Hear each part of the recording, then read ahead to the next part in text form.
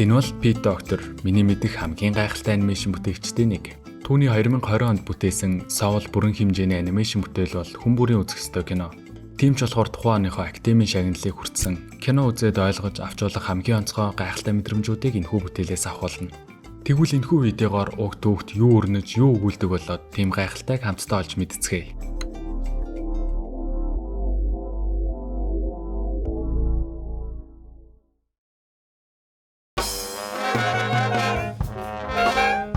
Энд хэдэн хүүхдээ нэлээд хэцүүхэн хичээлийн цагийг өнгөрөөж байгаа хагас цагийн хөгжмийн багшийг Joe Gardner гин. Гэхдээ цаашид хагас цагийн багш бишээ. Түүнд сургуулийнхын захирал бүтэн цагийн ажил санал болгож үүнд нь ээж нь хамгийн ихээр баярлагч манай хүн нээх баярлахгүй.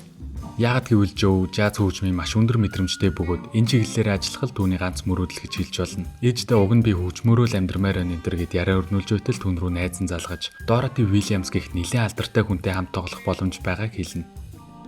Мөрөөдлийн хүнтэйгээ хамт хөгжим тоглох болоход маш ихээр сандран төгөлдөр хуур дээрээ сууж, өөрийн мэдрэмжийг даган тоглож, орчноосоо бүрмөсөн холдож, жинхэнэ утгаараа онготон орно. Түүний хөгжим Dorothy таалагдаж, маргааш орой тайзан дээр гарах эрхийг авна. Манай хүний хүлэн газар хүрэхгүй баярлаж, хажууд нь юу болоод байгааг анхаарах сөхөөгүй явтал санамсаргүй байдлаар нэг нөхрөө унаж орхино. Сэрэх үедээ өөрийн биеийг алдсан байх бөгөөд нэгэн авраг цагаан зүйл рүү татагдаж, өөр сүнснүүдтэй уулзахад түүнийг үхсэн, хойд насаа хүлээж авгин. Саяхан амьдралынх нь хамгийн гайхалтай хорон мөч тохиож, мөрөөдлөө биелүүлэх гэж байсан атал одоо ингээд үхсэн гэхэд түүнд байж боломгүй мэт санагдана. Ийм зүйл яасан ч байж болохгүй гэж шатнаас буухаар бүх хүчээрээ оролдоход тэрээр шатнаас унаж, интерстелларт гардгийн адилаар хэмжээст ертөнцүүдийг нэвтлэн гарч явсаар нэгэн зөөлхөн гэгээлэг газарт ирнэ.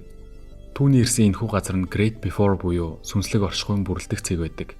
Энд л хүн өөрийн бүрэг ичимхий, нээлттэй өөдрөг гэх мэт зан чанаруудаа бүрдүүлж, бэлэн болсон үедээ дэлхий рүү явдаг болж таарна.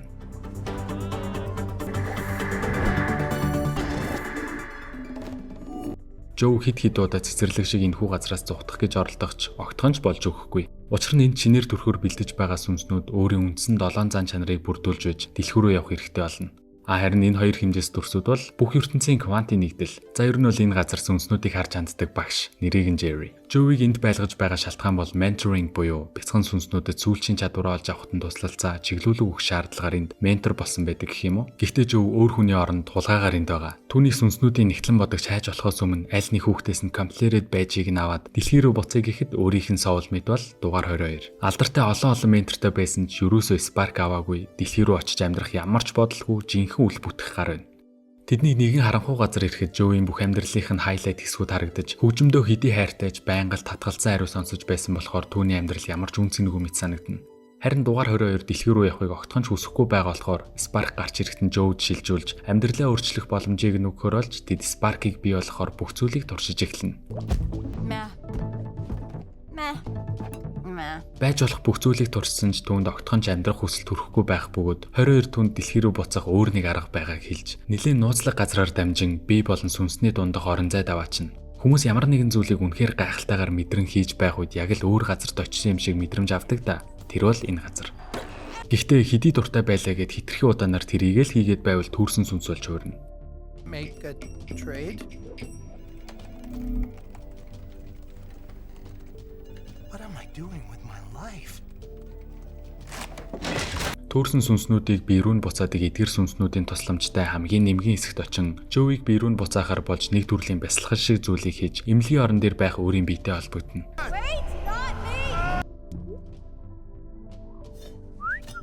Санамсаргүй байдлаар 22 таамт унснаар өөрөө муурны биеинд орж харин 22 түүний биеинд орж орхино.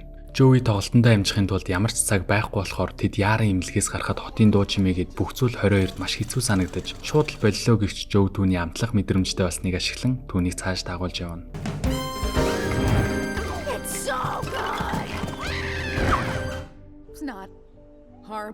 Сүнснүүдийн ахмадтай бодит амьдрал дээр уулзаж Joe бие рүүгээ орж 22 буцмаар байгаагийг хэлэхэд оройн нь уулзаж дахин бясалгал хийхэр болно. Гэхдээ Joe Gardner зүгээр суух цаг байхгүй болохоор өөрийгөө усанд оруулж, хослыг нь өмсүүлж, төрхтөл өсчин байхаар төрсэн залуу байгаагээд дагуулж явна. Үсээ засуулах хугацаанд 22 түүнтэй өмнөх Joe Gardner-аас шал өөр зүйлсийг ярилцаж, түүнийг мөрөөдлөөс өөр зүйл хийдгийг мэднэ. Хүн бүр өөрийн мөрөөдлийн ажлаа хийдэггүй, гэхдээ тэглээгээд гонигтай байдаггүйг ойлгох шиг. 22 Joe-ийн биед байхдаа энгийн зүйлсийн дитэйл бүрийг мэдэрч, аз жаргалтай байдаг ба Joe өөрийгөө ийм аз жаргалтай байгааг хараад үнэхээр гайхах мэт.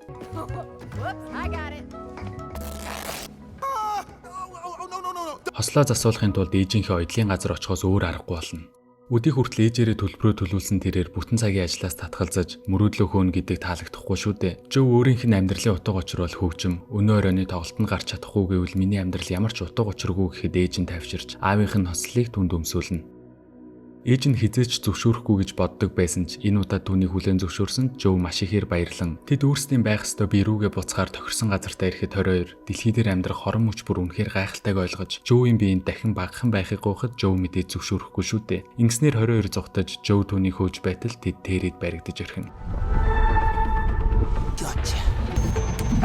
Дахиад л мөрөөдлийнхөө яг өмнөх нь боломжоо алдсан Жовд энэ бүхэнд 22 буруутай мэт санагдахад 22 маань эцэст нь өөрийн Спаркийг бий болгож дэлхий рүү нэвтрэх эрхийг авсан байдаг. Гэхдээ амласнараа түүнд эрхийг өгөхөд Жов дэлхий рүү буцаж өөрийн амьдралын зорилго, мөрөөдлөө биелүүлж тайзан дээр гарах болно. Тоглолт яг л түүний мөрөөдөж байснаар, хүсэж байснаар үнэхээр гайхалтай болж өнгөрнө. Түүнд баяр хүргэх хүмүүсийн дунд ээж нь байж түүний өмнөөс хамгийн ихээр баяртай байна. Төгсгөлд ирэхэд хүндэлдэг хөгжимчнөөсөө дараагийнх юу илээ гэхэд маргааш орой дахиад тоглолттой чи дахиад ирнэ гэхэд Жов амьдралынхаа турш хүлээсэн тоглолт нь энгийн л нэг зүйл байсныг ойлгон мөрөөдлөө биелүүлсэн ч яг л өчигдрийн адил мэдрэгдэнэ.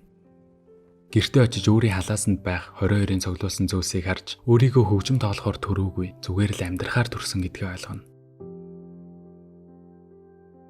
Зүгээр л яг одоо салхи яаж мэдрэгдэж байгааг, солиуд яаж буудгийг, далайн ус хэр хүйтэн байдаг гэд зүгээр л гэрийн хажуугийн бэкерэний тортны амтыг мэдэрч хайртай хүмүүстэйг аз жаргалтай амьдрахын тулд төрсөн гэдгийг ухаарна.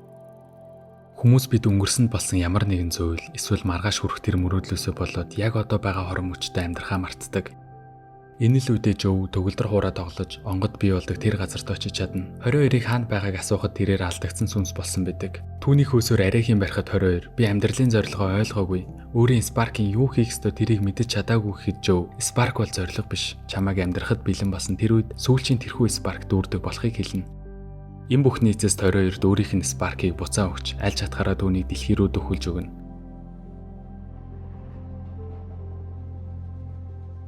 Жов Гарднер буцан хойд амьдралтайгаа нүүр тулах ёстой шүү дээ. Гэхдээ өнөөдөр биш. Жэри түүнд амьдрах дахин нэг боломжийг өгч дэлхий рүү буцах хаалгыг түүнд нээнэ. How are you going to spend your life? I do know. I'm gonna live